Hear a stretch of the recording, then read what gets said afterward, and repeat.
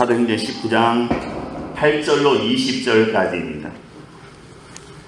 신약성경 221쪽입니다. 사도행전 19장 8절로 20절까지 한 절씩 교독합니다. 바울이 회당에 들어가 석 달 동안 담대히 하나님의 나라에 관하여 강론하며 권면하되 어떤 사람들은 마음이 굳어 순종하지 않고 우리 앞에서 이 도를 비방하거늘 바울이 그들을 떠나 제자들을 따로 세우고 불안도 소원에서 날마다 강론하니라.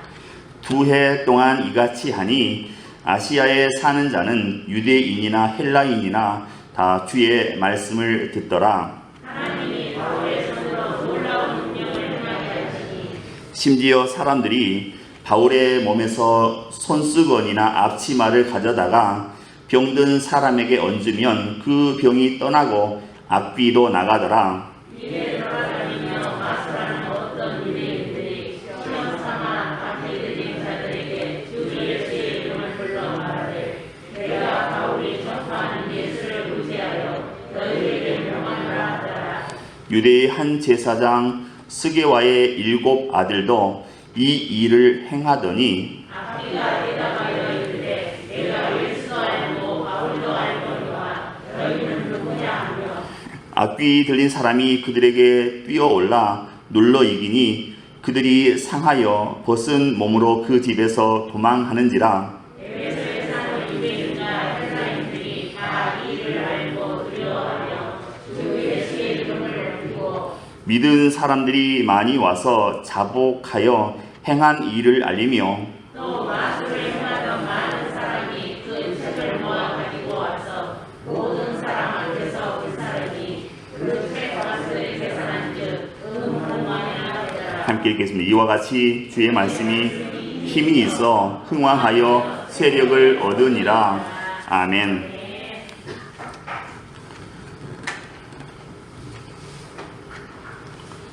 한동안 젊은이들 사이에서 유행했던 사오정 시리즈가 있습니다. 사오정과 손오공이 대학을 졸업하고 어느 회사에 입사 시험을 치르러 갔습니다. 손오공이 먼저 면접장에 들어갔습니다. 안녕하십니까? 15번 손오공입니다. 이렇게 얘기했습니다. 면접관이 물었습니다. 자네 축구 선수 가운데 누굴 좋아하나? 예, 옛날에는 차범근을 좋아했는데 지금은 박지성을 좋아합니다. 다음 질문이 왔습니다. 산업혁명은 언제 일어났나? 18세기입니다. 마지막 3번째 질문이었습니다. 자네 하나님이 있다고 믿는가? 이렇게 대답했습니다. 과학적으로 증명할 수는 없지만 있다고 믿습니다. 이렇게 대답했습니다. 아주 손오공이 면접을 잘 마치고 나왔습니다. 나와서 보니까 이 사오정이 이 면접에 대한 두려움 때문에 벌벌 떨고 있는 겁니다. 그래서 그 모습이 안 되어서 이 손오공이 사오정 옆에 앉아서 얘기했습니다. 1번, 2번, 3번 문제가 이거야. 대답은 또 이렇게 하면 돼. 사오정이 그 답을 열심히 외웠습니다. 열심히 외워서 이제 순서를 기다렸다가 자기 차례가 되니까 들어갔습니다. 들어가서 안녕하십니까? 27번입니다. 이렇게 얘기했습니다. 너무 긴장한 나머지 자기 이름을 얘기하지 않았습니다. 안녕하십니까? 27번입니다. 그랬더니 면접관이 자네 이름이 뭔가? 물었습니다. 예? 옛날에는 차범근이었고 지금은 박지성입니다. 그렇습니다. 면접관이 거기를 갸우뚱하면서 자네 언제부터 그랬나? 그러니까 예, 18세기부터 이랬습니다. 면접관이 또 거기를 갸우뚱하며 자네 바보 아닌가? 그랬습니다. 그랬더니 사오정이 정답을 외운 그대로 네, 과학적으로 증명할 수는 없지만 그렇다고 생각합니다. 이렇게 대답했어요. 이거 합격했을까요? 떨어졌을까요? 합격 안 했겠지요. 그죠? 남을 흉내 내려는 사람이나 모방하는 사람에게는 창의성이 없습니다. 그냥 그대로 베껴서 하거든요. 그래서 인생을 성공할 가능성, 확률도 낮다고 그렇게 얘기할 수 있습니다. 우리가 말 한마디를 하더라도 좀 창의적이어야 합니다. 남들 하는 말 그대로 하지 말고 조금은 창의적인 사람들이 되어야 합니다.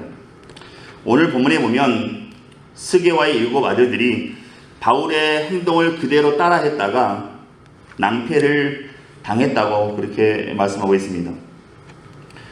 이런 말 들어보셨는지 모르겠습니다. 우리가 예수를 믿으면 하늘에 알려지지만 성령 충만하면 귀신들에게도 알려진다, 이런 말이 있습니다. 우리가 예수 믿으면 하늘에 알려지지만 성령 충만하면 귀신들에게도 알려진다. 그 좋은 예가 바로 본문에 나오는 바울입니다. 오늘 본문에서 우리는 한 가지 사실을 알 수가 있는데, 그것은 귀신이 바울을 알더라라는 것입니다. 귀신과 바울이 친구 아닙니다. 한 동네 사람도 아닙니다. 그런데 귀신이 바울을 잘 알더라라는 것입니다. 본문에 나오는 악귀는 귀신입니다. 바울은 귀신에게도 잘 알려진 그런 하나님의 종이었다는 거죠. 이런 이야기가 있습니다. 실제 이야기입니다. 한 선교지에서 어떤 여성이 귀신에 들렸습니다. 그래서 그 동네에 사는 온 성도들이 다 모여서 이 귀신 들린 여성을 붙잡고 통성으로 기도했습니다. 귀신 나가라고. 막 예수 이름으로 나가라. 온 동네 시끄럽게 다 기도했습니다. 나갔을까요? 안 나갔습니다. 아무리 해도 기도해도 안 나가는 겁니다. 그래서 저 멀리에 있는, 먼 곳에 있는 선교사로 오신 목사님이 계셨습니다. 그래서 그 목사님에게 사람을 보냈습니다. 목사님 좀 와주십시오. 그런데 그 여인 안에서 발작을 일으키던 귀신이 갑자기 두려워서 벌벌 떨기 시작했습니다. 그리고 혼잣말로 이렇게 얘기했습니다. 지금 아무개 목사가 오고 있어. 그 목사는 기도를 많이 해서 나는 그 목사 이길 수 없어. 이렇게 혼자 벌벌 떨면서 그렇게 혼잣말로 얘기하더랍니다. 시간이 흘러서 마침내 그 목사님이 문을 열고 들어오니까 귀신이 깜짝 놀라며 그 여인에게서 나와서 도망갔다고 합니다. 선교지에서는 이런 일들이 자주 일어나고 있습니다. 또 지 자랑하네 그렇게 생각하지 마시고 들으셨으면 좋겠습니다. 저도 교회 목회 외에 10수년간 그 상담 사역을 지금도 계속해 오고 있습니다. 상담 사역 하다 보면 그 귀신 들린 사람들도 만나게 됩니다. 그래서 하나님이 은혜 주셔서 저도 이제 축사를 할 수 있는 은혜를 주셔서 상담 사역하면서 축사 사역도 같이 하고 있습니다. 지식으로 하는 건 아니고, 이론으로 하는 건 아니고, 하나님이 주신 은사가 있어 하는 건데, 이제, 그전에는 매주 국민일보에 이제 이 사역에 관한 광고가 나갔습니다. 근데 어느 날 사무실에 있는데 어떤 신사분이 한 분 찾아오셨습니다. 오셔서 하시는 말씀이, 우리 딸이 귀신 들렸는데 와서 기도 좀 해주시면 안 됩니까? 저 국민일보 보고 왔습니다. 이렇게 얘기하는 겁니다. 알고 봤더니 이분은 여의도 순복음교회 집사님이었고 부인은 권사님이었습니다. 귀신 들린 이 딸은 백석대학교 신학대학원에 재학 중인 전도사였습니다. 이 딸에게 귀신이 들어온 지 1년이 좀 넘었다고 합니다. 근데 이 목덜미 쪽에 뭔가 시커먼 게 붙어서 계속 귓전에도 얘기한답니다. 아파트가 7층인데 뛰어내려라 계속 그런답니다. 그러니까 이 부모가 외출을 못하는 겁니다. 월화수목금은 권사님이 24시간 이 31살이나 먹은 이 딸내미 옆에 붙어 있어야 합니다. 언제 뛰어내릴지 모르니까. 주말에는 권사님이 목욕탕 가고 교대에서 이제 남편 집사님이 또 24시간 딸내미 옆에 붙어 있습니다. 이런 생활을 1년 이상 했다고 합니다. 그래서 한번 와서 기도해 주시면 안 됩니까? 그래서 날짜를 정했습니다. 주소를 받았습니다. 갔더니 이제 성북구 기름동 옛날에 그 뭐 산동네 이런 데거든요. 그거 다 밀어버리고 뉴타운이라고 새로 건설한 데가 있습니다. 주소를 찾아갔더니 이제 뉴타운 그 푸르지오 아파트였습니다. 그 집은 7층이었습니다. 제가 지하 주차장에 차를 주차하고 엘리베이터를 타고 올라가는데 그 시간, 똑같은 시간에 그 7층에서는 아빠, 엄마, 그 31살 먹은 이 딸내미 전도사가 함께 TV를 보고 있었습니다. 그러더니 TV를 보다가 갑자기 딸내미가 벌떡 일어나더니 방으로 뛰어들어가더랍니다. 놀래가지고. 그러더니 문을 똑 잠그더랍니다. 그리고 나서 제가 들어왔습니다. 띵동 하고 들어왔습니다. 아무리 좀 문을 열고 얘기 좀 하자고 하더니 문을 안 열어줍니다. 1시간 이상 기다리다가 안 돼서 부모님만 위해서 기도해주고 왔습니다. 그 다다음 날인가 밤 11시가 넘었는데 전화가 왔습니다.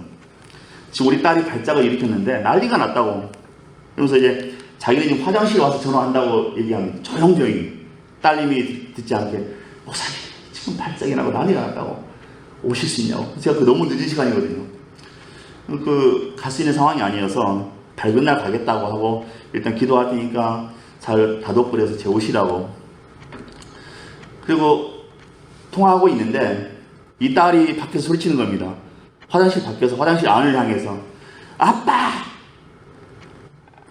목사하고 왜 전화해? 그런 소리 저한테 들리는 거예요. 왜 목사한테 전화하는 거야? 뭐 그런 겁니다. 아빠는 자기 딸에는 정말 조용히 쥐 같은 목소리를 하는데 딸은 알아듣는 겁니다. 귀신이 들려있으니까 알죠. 그래서 며칠 지나서 이제 날짜 중에 또 한 번 갔습니다. 마침 갔더니 딸이 자고 있더라고요. 다행스럽게. 아주 무방비 상태로 낮잠을 자고 있었습니다. 안에 방문도 똑딱이를 잠그지 않고 얼큰이 귀연이 있대다 하고 저랑 이제 부모님이랑 같이 방에 들어가서 자고 있는 그 딸내미를 깨웠습니다. 입을 다 깨고 한참을 얘기했습니다. 한 시간 이상 얘기하고 마지막으로 제가 기도 받으시겠냐고 했더니 또 대뜸 받는다고 그럽니다. 그래서 기도를 받고 한참 또 얘기하다가 갑자기 졸립다고 자야 되겠다고, 그래서 자는 거 보고 전 다시 집에 왔습니다. 어떻게 됐을까요, 여러분? 어떻게 됐을까요? 결과는 뻔하지요. 뭐 아무 일이 없었으면 제가 입 아프게 이 시간에 뭐 그런 얘기를 하겠습니까? 나중에 연락이 왔습니다. 딸이 온전하게 되었다 연락이 왔습니다. 그리고 이 딸이 전도사 사역은 계속하지 못하고 전도사 사역은 그만하고 지금 직장 다니고 있노라고 그렇게 전화가 왔습니다. 직장에 취직했다고 전화가 왔습니다. 왜 이런 말씀을 드리는 거 아니? 귀신은 우리가 생각하는 것 그 이상입니다. 다 압니다. 귀신처럼 압니다. 바울이 능력이 있는지 없는지 다 압니다. 스게와의 일곱 아들 능력 없는 것 뻔히 압니다. 그 안에 예수 없는 것 뻔히 알고 있습니다. 주님께서 분명히 말씀하셨습니다. 금식과 기도가 없으면 이런 이유가 나갈 수 없느니라. 구원받은 믿음과 악한 영들을 대적하는 믿음은 다릅니다.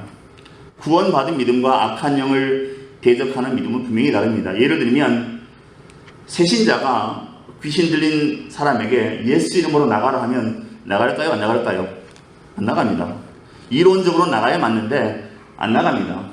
기도 많이 하시는 권사님이 예수 이름으로 나가라 그러면 나갈까요? 안 나갈까요? 나갑니다. 금식하고 기도하는 사람만 악한 영들과 직접 싸울 수 있습니다.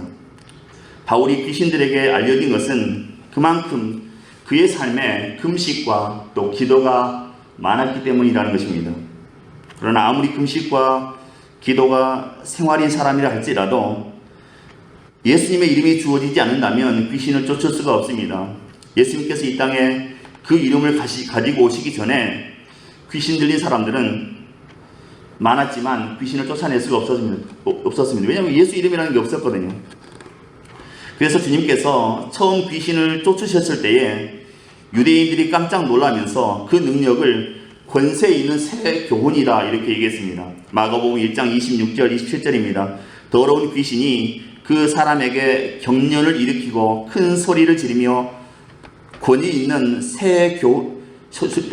큰 소리를 지르며 나오는지라 다 놀라 서로 물어 이르되 이는 어찌미냐 권세 있는 새 교훈이로다 더러운 귀신들에게 명한즉 순종하는도다 이렇게 기록하고 있습니다. 귀신은 오직 예수님의 이름으로만 그 이름으로만 쫓아낼 수 있는 것입니다. 오늘 본문의 이 에베소는 지금의 터키 지방입니다. 소아시아 남단 지역입니다. 이 에베소는 강과 바다가 만나는 곳인 항구 도시입니다. 상업과 무역이 발달했고 경제적으로 아주 풍요로운 그런 도시였습니다. 그래서 아시아 지방의 그 상업과 종교의 중심지가 되었습니다. 또 이 에베소는 아데미 여신을 도시의 수호신으로 섬겼습니다. 그리고 가장 큰 신전을 세워서 이 아데미 여신을 섬겼습니다. 그런데 그 신전에 창녀들도 많이 있었습니다. 그 도시를 방문하는 사람들을 유혹해서 이상한 일을 하는 그런 창녀들이 많이 있었습니다. 고린도에도 같은 모습이 있었지요. 고린도에도 이런 일이 있었습니다. 또한 로마 사람들이 가지고 있던 타락한 오락을 즐기기 위해 거대한 원형 극장을 만들어 놓고 그 안에 검투사와 사자 같은 맹수를 집어넣어서 서로 피 흘리는 혈투를 벌리는 것을 오락으로 즐기기도 했습니다. 결국 이 에베소 사회는 정신적으로 황폐했고 도덕적으로 타락하고 말았습니다.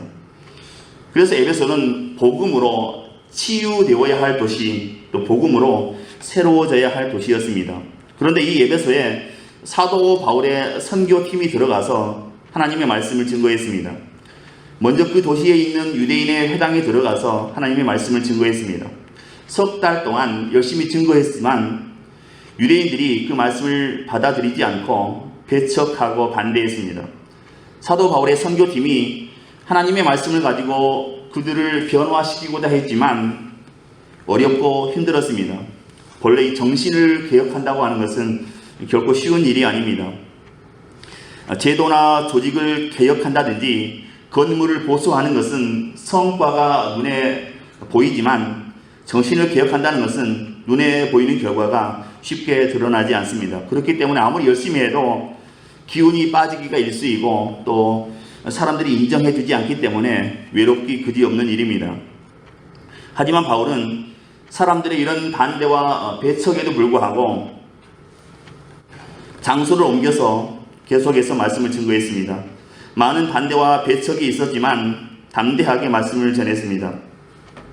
어떻게 사도 바울이 담대하게 말씀을 전할 수 있었는가? 바울에게는 확신이 있었기 때문입니다. 예수께서 우리를 죄 가운데서 구원하신 생명의 구주라는 사실을 확신하였기 때문에 담대히 말씀을 전할 수 있었습니다. 또한 예수께서 나 외에 다른 사람의 생명도 구원하실 것이라는 사실을 확신했기 때문에 담대히 말씀을 전할 수가 있었습니다. 때로는 반대와 배척도 있었지만 거기 굴하지 않고 확신을 가지고 담대하게 말씀을 증거할 수 있었습니다. 바울과 에베소 성도들은 그 지역이 원래 낮은 더운 지역이거든요. 대부분의 사람들이 낮잠을 잡니다. 이때 시간으로 보면 오전 11시에서 오후 4시까지 이때 바울 일행이 비어있는 두란노 서원에 들어가서 예배드리며 하나님의 말씀을 전했다고 그렇게 기록하고 있습니다. 여기서 두란노 서원은 티란누스가 세운 철학 강연장입니다. 오늘날의 도서관 같은 것입니다. 이곳에서 무려 2년 동안 매일 말씀을 증거했습니다. 그런데 천막 제조 기술자였던 바울은 그 외에 나머지 시간에는 천막을 만드는 일을 하면서 생계와 사역에 쓸 돈을 마련하고 있었습니다. 지난번에 그 바울이 빌립보 교회에서 보낸 선교비, 이 선교비를 받고 난 다음에 파트타임 사역에서 풀타임 사역으로 전환했다고 그렇게 말씀드렸는데 다시 시간이 흐르고 나서 다시 아마 이 바울의 재정 상태가 나빠졌던 것 같습니다. 그것을 어떻게 할 수 있는가? 12절에 보면 이 손수건이 나오는데 손수건은 바울이 천막을 만들면서 땀을 닦던 천 조각을 말합니다. 또 앞치마는 바울이 천막을 만들 때 자기 앞에 두르던 작업용 앞 가리개를 가리킵니다. 그러니까 바울이 이 에베소에서도 천막 만드는 일을 계속했다는 것이지요. 놀라운 것은 사람들이 바울의 그런 땀 수건과 또 작업용 앞 가리개인 앞치마를 가지고 병자에게 얹으니까 병이 떠나고 귀신이 쫓겨났다는 것입니다. 이것은 분명히 특별한 능력이고 비범한 능력이었습니다. 사실 바울과 병자의 직접적인 접촉이 아니라 손수건과 앞치마가 능력을 일으켰다는 것이 믿기지 않을 수도 있습니다. 먼저 이 부분을 쉽게 이해하자면 지금의 우리의 상황과 비교해 보는 것이 좋을 수 있습니다. 지금은 코로나 상황으로 이 코로나 바이러스로 인해서 사람 간의 접촉이 쉽지 않은 그런 시기입니다. 특히 병원에 있는 분들, 중환자실 또 요양병원에 계신 분들은 면회 자체도 잘 되지 않습니다.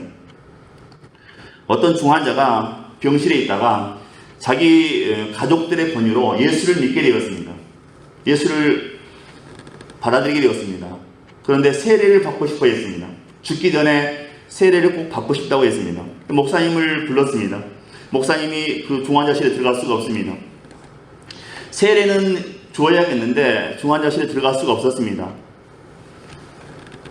어떻게 해야 될까요? 이때 온라인, 예를 들어 영상통화로 세례를 주었다면 이 세례는 받은 걸까요? 안 받은 걸까요? 실제 있었던 일입니다. 이럴 때 우리가 어떻게 해야 되겠습니까? 하나님의 능력을 우리는 자꾸 제한하려고 합니다. 이것도 안 되고 저것도 안 되고 이렇게 하면 안 되고 하나님의 능력을 자꾸 제한하려고 합니다. 베드로가 이방인에게 복음을 전하기를 망설이고 있었습니다. 주저했습니다. 사도행전 10장에 나오는 얘기입니다. 하나님께서 그때 베드로에게 환상을 보여주시면서 말씀하셨습니다. 내가 거룩하다고 하는데 네가 왜 반대하느냐, 이런 뜻으로 의미로 말씀해 주셨습니다.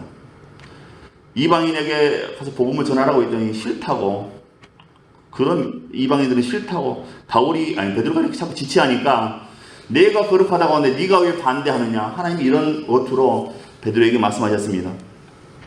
특수한 상황과 특수한 경우에 특수한 방법으로 하나님의 일을 하는 것을 우리가 주저하지 말아야 된다는 것입니다. 13절에 보시면 이에 돌아다니며 마술하는 어떤 유대인들이 시험 삼아 악귀 들린 자들에게 주 예수의 이름을 불러 말하되 내가 바울이 전파하는 예수를 의지하여 너희에게 명하노라, 이렇게 말하고 있습니다. 돌아다니며 마술하는 유대인들, 헬라어 원어 성경에 보면 이 사람들 무당이라고 그렇게 기록해 놓고 있습니다. 무당으로 기록되어 있습니다. 이 사람들은 에베소에 사는 사람들이 아니라 돈벌이가 있는 곳을 찾아다니는 떠돌이 무당들이었습니다. 그런데 더 놀라운 것은 이 사람들이 유대인들이었다고 하는 겁니다. 하나님을 믿는다고 하는 유대인들인데도 여기저기 다니면서 무당 짓을 하고 있다는 거죠.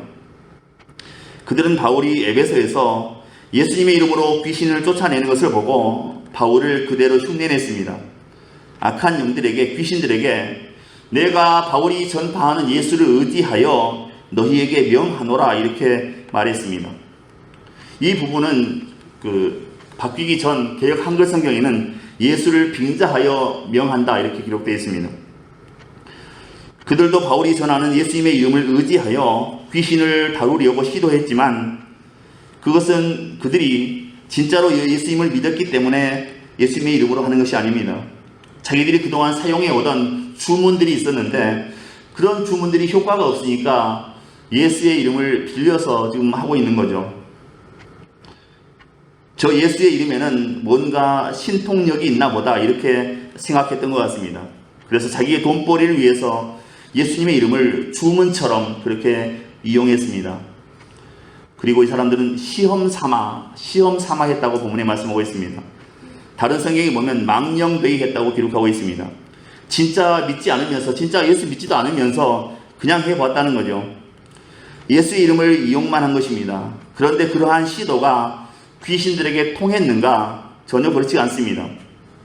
14절에 보시면 유대의 한 제사장 스게와의 7 아들도 이 일을 행하더니, 이렇게 말씀하고 있습니다. 이 헬라어 원어 성경에는 제사장들이라고 되어 있지 않고 대제사장으로 되어 있습니다. 그러나 유대인의 어떤 기록에도 대제사장 가운데 스게와라는 이름이 없습니다. 유대 역사가인 요세푸스가 이 대제사장들의 이름을 명단을 기록해 놓은 게 있는데 그 안에도 이 스게와라는 사람은 없습니다. 그러니까 유대인 무당이었던 이 스게와라는 사람은 자기의 이름을 높이기 위해 스스로 내가 대제사장이다, 이렇게 거짓 선전했다는 것이지요.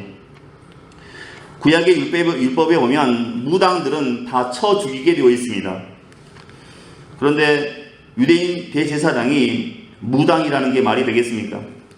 스게와는 철저히 가짜 제사장이었습니다. 그런데 그 7 아들도 전부 다 무당들이었습니다. 그들 역시 바울이 전한 예수님의 이름을 주문 삼아 귀신을 쫓아내려고 시도했습니다. 그러다 어떻게 되었는가? 15절은 이렇게 말씀합니다.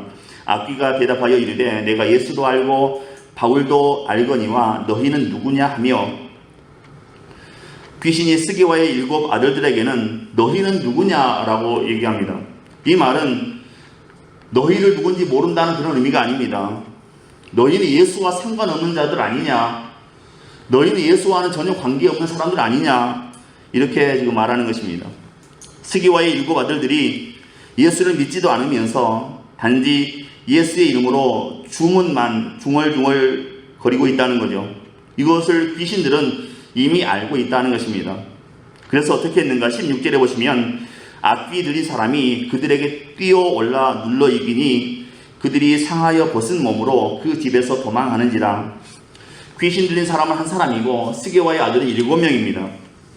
보통의 경우라면 한 사람이 7사람을 당할 수 없지요. 그런데 귀신 들린 이 한 사람이 스게와의 7 아들들에게 뛰어올라서 점프해서 그들을 마구 때리며 옷을 찢었다고, 힘으로 제압했다고 본문에 말씀하고 있습니다.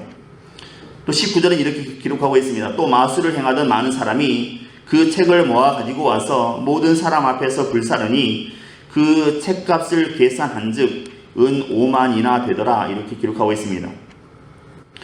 13절에 나오는 마술하는 어떤 유대인들은 무당입니다. 원어생계는 무당으로 되어 있습니다. 그러나 19절에 마술을 행하는 많은 사람은 원어생계에는 마법사로 되어 있습니다. 요즘 우리가 그 영화 해리포터 때문에 이 마법사 이미지가 상당히 좋지만 원래는 그렇지 않죠. 이 사람들은 마법을 행하는 사람들입니다. 사실은 진짜 마법은 아니고 눈속임으로 사람들의 호기심을 자극하는 사람들입니다. 마치 자신들이 운명을 알고 또 바꾸어 줄 수 있는 것처럼 사람들을 현혹하는 것이죠. 요즘으로 말하면 점쟁이 같은 사람들, 또 점성술사 같은 사람들입니다. 그런데 놀랍게도 그런 마법사들이 그동안 애지중지하며 사용하던 그 마법 교과서 책들을 모아가지고 와서 사람들이 다 보는 앞에서 공개적으로 불태웠다는 것입니다. 그 마법책들은 마법사들이 돈벌이를 위해서 반드시 사용해야 하는 필수 자료였습니다. 그런데도 그들은 미련 없이 그것을 불살라버렸습니다. 그냥 마음속으로만 나는 이제 마법하지 않을 거야 라고 한 게 아니라 행동으로 그 책을 다 불태워버림으로써 끊어버렸습니다. 다시 돌아갈 수 있는 길을 막아버렸습니다. 바울의 사역과 스게와의 7 아들들 사건을 통해 살아계신 하나님의 능력을 확실히 보게 된 사람들은 그동안 자신들이 얼마나 무익한 것이었는가, 얼마나 헛된 일이었는가, 얼마나 악한 일이었는가를 깊이 뉘우쳤습니다. 우리가 이런 일들을 지금까지 해왔구나 뉘우치게 되었습니다. 그냥 말로만 돌아선 것도 아니고 마음으로만 한 것도 아니고 돌아갈 길을 다 막아버리는 진짜 행동을 보여주었다는 것입니다. 사람들이 그 책값을 계산했다고 나오는데 거기 있던 사람들도 다 놀라서 이게 돈으로 따지면 얼마나 되는지 계산했다고 나오고 있습니다. 여기서 나오는 책은 그 양피지나 파피루스로 된 책입니다. 그 책값을 계산해 보니까 은 5만이었습니다. 은 5만은 원래는 그 드라크마로 되어 있습니다. 당시 은화 1드라크마는 한 사람의 하루치 품삯이었습니다. 유대인들은 1데나리온이 하루 품삯인데 여기서는 1드라크마가 하루 품삯에 해당하는 은전이었습니다. 그러니까 은화 5만이면 5만 일을 일해야 벌 수 있는 돈이었습니다. 한 사람이 1년 365일 쉬지 않고 일하면 137년이 걸려야 하고 하루 쉬고 6일을 일하면 160년이 걸려야 벌 수 있는 돈입니다. 그만큼 귀한 책들을 다 광장에 모아놓고 불태워버렸다는 것입니다. 하나님과의 바른 관계에 있지 못한 사람이 예수의 이름으로 기도하고 전도했다고 해서 능력이 주어지고 원하는 것이 이루어질 것으로 생각하지 말아야 합니다. 본문을 통해서 배울 수 있는 것은 예수라는 이름의 능력이 있는 것이 아니라 예수님과의 바른 관계가 능력이라는 것입니다. 예수 그 2글자의 능력이 있는 것이 아니라 예수님과의 바른 관계에 있는가, 이것이 능력이 될 수도 있고 그렇지 않을 수 있다는 것입니다.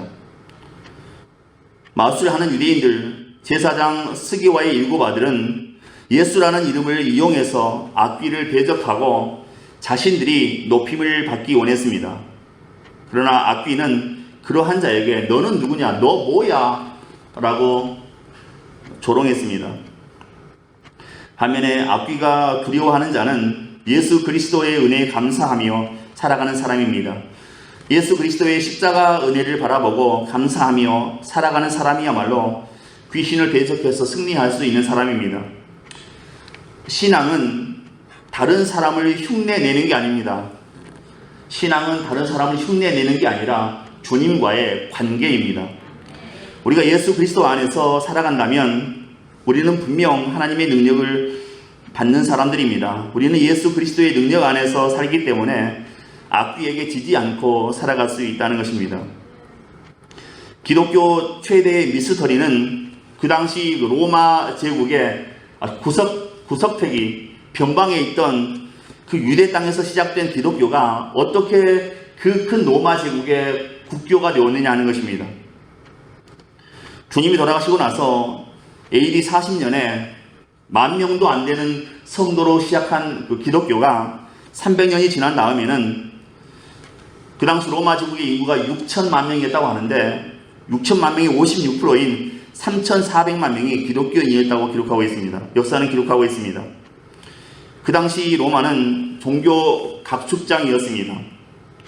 로마의 자유로운 종교 정책 속에서 수많은 동방 종교들과 또 로마의 많은 신들, 또 자꾸 계속해서 생겨나는 신들 사이에서 비주류였던 기독교가 어떻게 살아남아서 이렇게 성장하게 되었느냐 하는 것입니다.